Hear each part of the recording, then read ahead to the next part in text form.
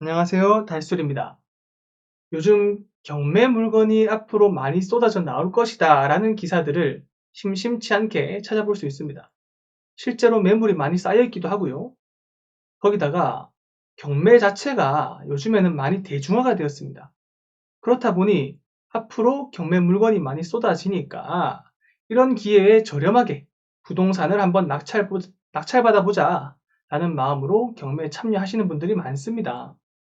그래서 오늘은 쏟아지는 이 경매 물건들 중에서 정말 우리가 입찰을 할 수 있는 물건들이 있는지, 그리고 다른 한편으로는 이런 쏟아지는 현상이 심각해지고 있는 것에 대한 걱정에 대해서 이야기를 좀 해보려고 합니다. 먼저 경매 물건이 급증하는 이유에는 참 다양한 이유가 있습니다. 지금 대표적인 이유라고 한다면 우리가 흔히 말하는 영끌족이죠. 대출을 최대한 끌어모아서 주택을 매입하신 분들이 고금리가 이어지는 현 상황과 부동산 가격이 하락하는 이런 시장 속에서 대출 이자를 견디지 못하고 어쩔 수 없이 경매에 나오게 되는 그런 경우도 있고요.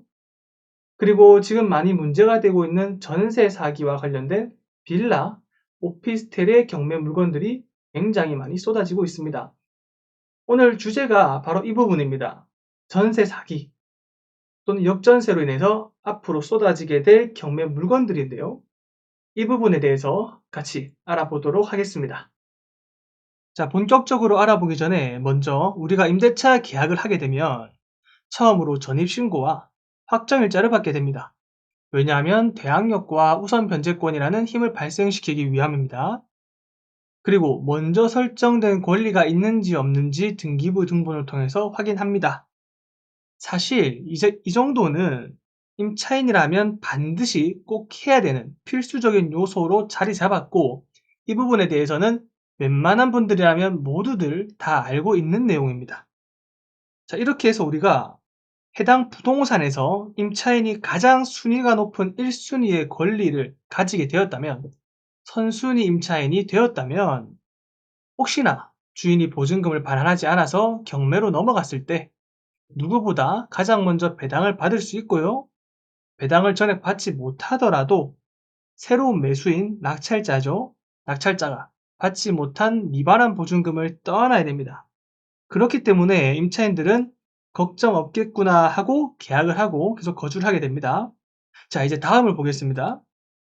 경매지에 나와 있는 임차인의 현황을 표시한 건데, 보시면 요즘 빌라나 오피스텔의 경매 물건들은 전부 다는 아니겠죠. 대부분 임차인이 대항력을 가지고 있습니다. 오히려 대항력이 없는 물건을 더 찾아보기 힘듭니다. 그것은 무슨 말이냐면 그만큼 임차인들이 자신의 권리를 확보하기 위한 모든 노력을 다하고 있다는 겁니다. 근데 몇 가지 사례를 제가 가져왔는데 같이 볼게요. 이 사례를 보시면 임차인이 있습니다.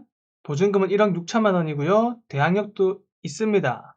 하지만 낙찰이 지금 계속 안 되고 있는데 그 이유는 감정 가격이 1억 8,700만 원이기 때문입니다. 부동산 입찰을 하려는 입찰자 입장에서는 대항력이 있는 임차인이 있기 때문에 이 부동산 가격을요, 1억 6천만 원은 기본적으로 생각을 하고 들어가야 됩니다.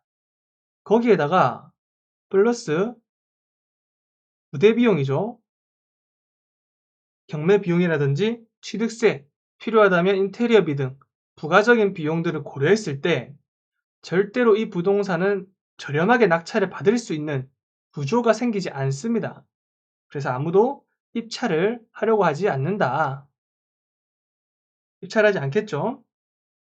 결론적으로 입찰자의 입장에서는요, 낙찰을 받고 싶어도 그럴 만한 가치가 없고요. 임차인 입장에서는 보증금을 가장 먼저 받을 수 있는 권리를 확보했지만 아무도 입찰하지 않아서 보증금을 돌려받지 못하는 그 어느 누구도 좋을 것 없는 악순환이 이어지고 있는 겁니다. 현재 쏟아지고 있는 빌라, 오피스텔 물건들은 대부분 이러한 형태를 띠고 있습니다. 물건은 많아요. 물건은 쏟아집니다.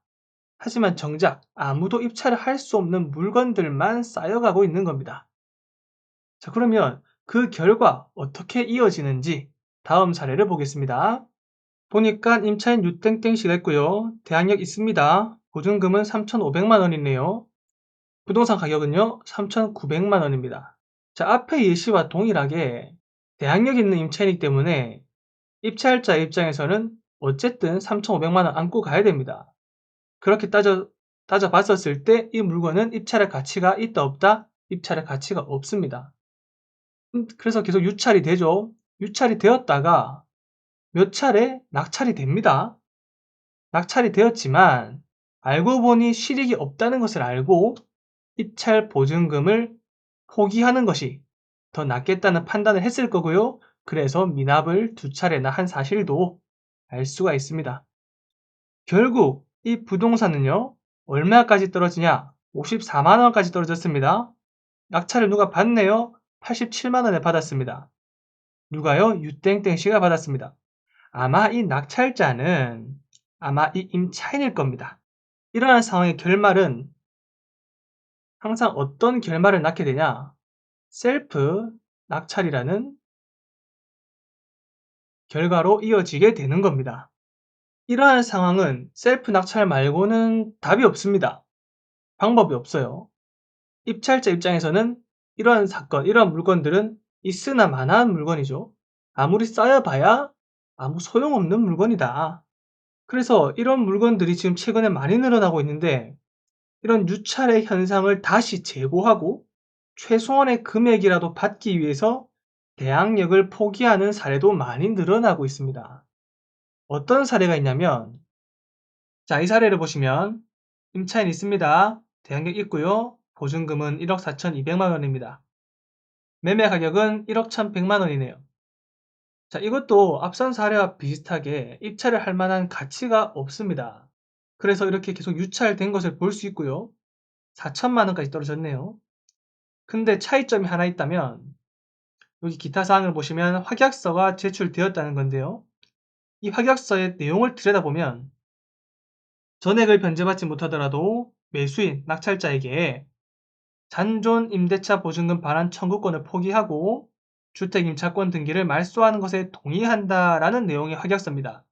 이 말은 뭐냐면 돈을 다 받지 못하더라도 못 받은 돈 돌려달라고 안 한다는 겁니다. 자, 그 말은 이 부동산은 권리상 하자가 있냐 없냐라고 물어봤을 때 하자가 없습니다. 입찰자 입장에서 인수할 금액이 없는 겁니다. 왜? 못 받은 금액을 포기한다 했으니까요. 지금 대부분 빌라나 오피스텔은 보증금과 매매 가격이 비슷하면서 대항력 있는 임차인이 많은 물건들이 쌓여가고 있는데, 자, 이렇게 확약서를 제출함으로써 권리상 하자가 없게 만들어버리면 아무래도 입찰자가 많아지겠죠. 입찰자가 많아지게 되면 자연스럽게 낙찰 금액도 올라갑니다. 임차인의 입장에서는 다 받는 게 가장 좋겠지만 아무도 입찰하지 않는 이 상황 속에서는 차선책으로 계속 유찰이 되어서 시간이 늦어지는 것을 방지하고 최소한의 금액이라도 받기 위해서 이러한 확약서를 제출한 거라고 보시면 됩니다. 제출함으로써 경쟁률을 높이고 낙찰 금액을 높여서 최대한 많은 보증금을 배당받아 가겠다라는 거죠. 그렇기 때문에 법원에서도 4천만 원으로 계속 진행하는 것이 아니라 이제 입찰자가 생기는 물건이 돼버리니까 다시 최초의 가격으로 돌린 거라고 보면 되겠습니다. 분명 이 물건은 적정한 금액이 되면 누군가가 낙찰을 받아 갈 겁니다. 그리고 임차인은 그나마 보증금을 조금이라도 회수할 수 있게 됩니다. 그래서 소액으로 월 수익을 얻고자 하는 경매 입찰자의 경우에는 대항력이 없는 물건 또는 이렇게 대항력 포기 확약서가 제출된 물건이라면 입찰이 가능하고요. 원하시는 충분한 바를 이룰 수 있어 보이기도 합니다. 자, 이렇게 이제 몇 가지 사례를 통해서 전세 사기와 관련된 경매 물건들이 쌓여가는 이유, 그리고 최근 들어서는 이런 확약서를 제출함으로써 입찰자가 입찰 가능한 물건으로 바뀌고 있다는 것, 이것에 대해서 말씀을 드렸습니다. 그리고 마지막으로 이러한 임차인은 자신이 할 수 있는 모든 노력을 다했음에도 지금 못 받고 있는 상황이긴 합니다. 이런 피해를 막기 위해서는 제가 말씀을 드리지 않더라도 이미 다 알고 있을 거라고 생각이 됩니다만, 저의 개인적인 의견으로는 빌라나 오피스텔의 경우에는 전세가 아닌 월세로 반드시 들어가시길 바랍니다. 빌라는 애초에 정확한 전세 가격을 판단하기가 어렵습니다. 그리고 오피스텔의 경우에는 대부분 교통에 유리한 역세권에 위치한 곳들이 많은데 그런 곳들을 확인해 보시면 전세 가격이랑 매매 가격이 거의 차이가 없습니다. 그렇기 때문에 애초에 그런 리스크 자체를 안고 거주를 하는 것 자체가 위험하고요. 만약에 정말 꼭 전세로 들어가야 한다면 보증보험이 가입되는지 반드시 확인하시기 바랍니다. 이상으로 영상 시청해 주셔서 감사합니다.